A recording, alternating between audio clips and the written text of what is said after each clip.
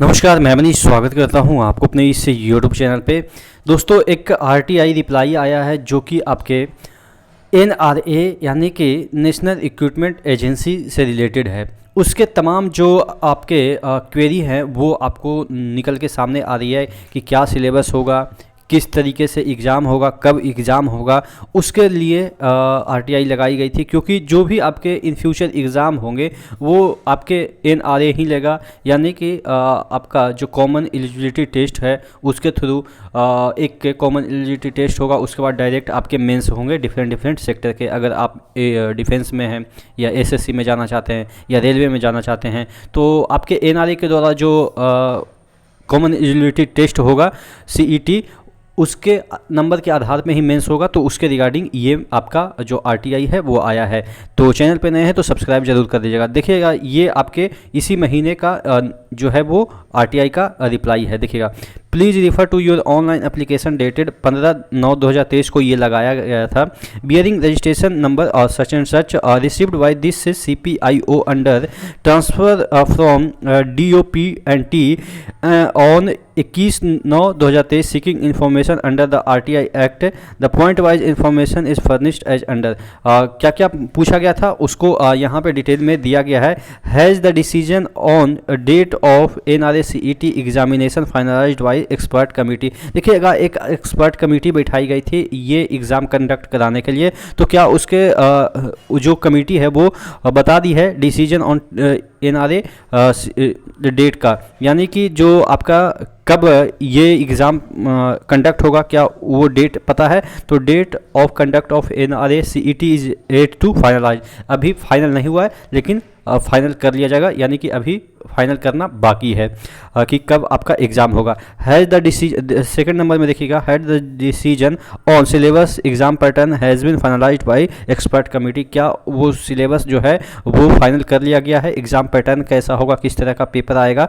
तो syllabus, exam pattern and exam date of common eligibility test are yet to be finalised after finalisation the same shall be communicated in public domain. यानी कि final हो जाएगा जो आपका syllabus वगैरह है तो वो पब्लिक डोमेन में यानी कि पेपर के माध्यम से आपको अवगत करा दिया जाएगा, न्यूज़पेपर के बाद माध्यम से। ठीक है, उसके बाद यहाँ पे देखिएगा थर्ड क्वेश्चन किया गया था, to finalise the syllabus scheme of exam fee structure normalisation ETC of NRA CET exam An expert advisory committee has been set up to provide soft copy of final report committee of the committee। यानी कि committee जो गठित की गई थी जिस तरीके से सिलेबस वगैरह प्रोवाइड करने के लिए, तो उसका सॉफ्ट कॉपी प्रोवाइड कर दीजिए कि क्या उसने रिपोर्ट दिया। तो ये आप बोल रहे हैं कि ये इन्फॉर्मेशन जो है वो कॉन्फिडेंशियल है, चूँकि इससे अगर हम आपको देते हैं तो एग्ज़ाम कंडक्ट कराने में दिक्कत होगी, क्योंकि एग्ज़ाम के बहुत सारी चीज़ें कॉन्फिडेंशियल होती है, इसलिए the information can not be shared, यहाँ पे देखिएगा लिखा हुआ है। ठीक है, तो ये चीज़ें है। उसके बाद चौथा इनका क्वेरी था, provide the expert tentative date expected tentative date year of common eligibility test to be conducted by NRA। यानी कि एक्सपेक्टेड डेट बता दीजिए कि कब इसका जो एग्ज़ाम है वो कंडक्ट होगा।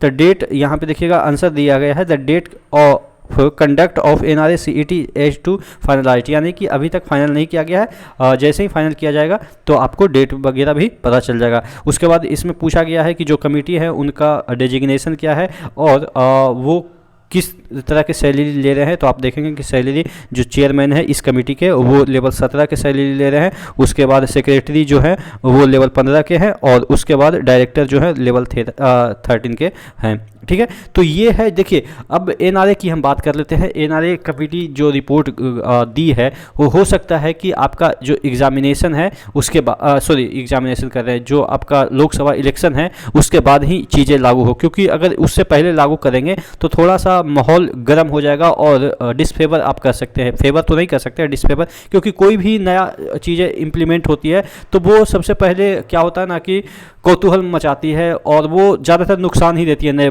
पुराने बच्चों को जो कि एकदम से मुहाने पे खड़े हैं, उनका नौकरी होने के कगार पे है, एज निकलने के कगार पे है, तो उनके लिए ये डिस्करेजिंग होता है, तो वो बच्चे थोड़ा सा भड़क जाएंगे। इसलिए आंदोलन वगैरह ना करते, जैसा कि रेलवे में अक्सर होता है कि कोई भी वैकेंसी निकलती है, तमाम चीज़ें होती है, तो नया चेंजेज में आंदोलन तो होती हैं हर एक जगह। हर एक बार आप देखेंगे पिछले 5-7 साल का जितना भी रिकॉर्ड देखिएगा, जब भी चेंजेस हुए हैं, हड़ताल प्रदर्शन जो भी है वो हुए हैं। और देखिए ये मतलब कि गवर्नमेंट का फेलियर ही आप कह सकते हैं कि कोई भी चेंजेस करता है तो सडन करता है, आप पहले बता नहीं सकते हैं क्या। जैसे कि ITI करना है आपके ग्रुप डी में, तो उन्होंने 5 साल पहले बता दिया है कि हमने ITI कर रखा है, तो इन फ्यूचर आपके जितने भी एग्ज़ाम होंगे वो ITI बेसिस पे होंगे, ग्रुप डी की हम बात कर रहे हैं। तो बच्चे पहले से अवेयर हैं, तो उसी के अकॉर्डिंग अपने आप को प्रिपेयर कर रहे हैं। लेकिन अचानक NRA अगर CET लागू हो जाता है, बताते नहीं है कि कौन से साल से, और अभी अचानक कहेंगे कि कल जो फॉर्म निकलेगा उसमें आपके CET का स्कोर चाहिए। अब बच्चे CET के सिलेबस भी नहीं जानते, पढ़े भी नहीं है, और आप CET के स्कोर की बात कर रहे हैं, तो ये सब जो चीज़ें हैं वो थोड़ा सा गलत इम्पैक्ट पड़ेगा आपके लोकसभा इलेक्शन पे। तो इस पॉइंट ऑफ व्यू से मैं आपको गारंटी देता हूं कि 24 में तो इम्प्लीमेंट नहीं होगा, 25 में हाँ उम्मीद है 24 में आएगा, तो 25 में आपके इम्प्लीमेंट हो जाएंगे। उससे पहले ही रेलवे के वैकेंसी आ जाएंगे। तो रेलवे के पॉइंट ऑफ व्यू से अगर हम बात करें तो रेलवे के जो वैकेंसी है, इस वैकेंसी पे आपके कोई भी प्रभाव नहीं NRA के पड़ेंगे।